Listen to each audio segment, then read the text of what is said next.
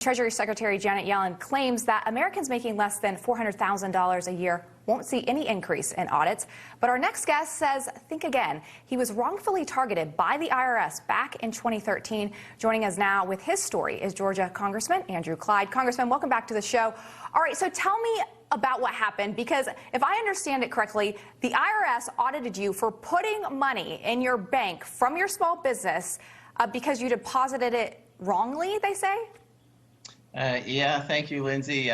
They accused me of structuring my bank deposits. I didn't even know what structuring was at the time.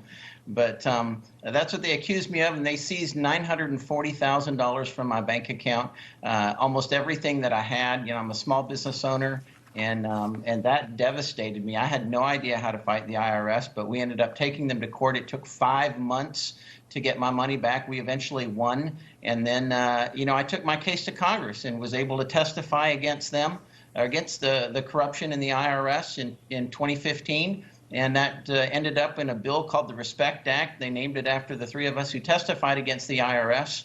And President Trump signed that into law in 2019. And that took away the authority to do to us, or to do to anyone else, what the IRS did to me. And, that was a crowning achievement, but it was brutal. It was grueling. Cost me $150,000 to do it. And most Americans just can't afford to do that. They don't have the resources to do that. And they're just going to end up giving up to the IRS. And this bill, it is atrocious. It's a terrible bill, giving $80 billion to the IRS to increase their ranks by 87,000 agents. And you know who's going to get audited? It's going to be those of us, the small business owners, and those earning under $400,000 are going to get the brunt of those audits. The Democrats say that's not true. So what can those people do? Know better. It looks like this bill is about to get passed. I know that you just voted. What can small businesses do, because this is likely going to get signed, to make sure that they aren't targeted? Is there anything? Well, I'll tell you that when we take back the House in November, and I'm praying that the American people will see the atrocities that are being perpetuated on them by the Democrat Party here, and that they'll put the Republicans in charge, and we'll be able to fix that issue. And so I think that's really the key here. We don't have the votes on the House floor to stop this bill. As you see, it's at 218 right now, so that they have the votes to pass it. And, it's just a sad day for America. You see the big government socialist agenda steamrolling the American people, and they're using the IRS to do it. They will weaponize the IRS with all these agents, which is why we have to take the House back in November to stop this. That's really our only path.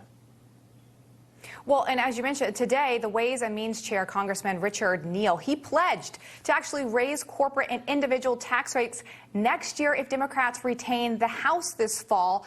Is that something that Republicans can run on and counter that message?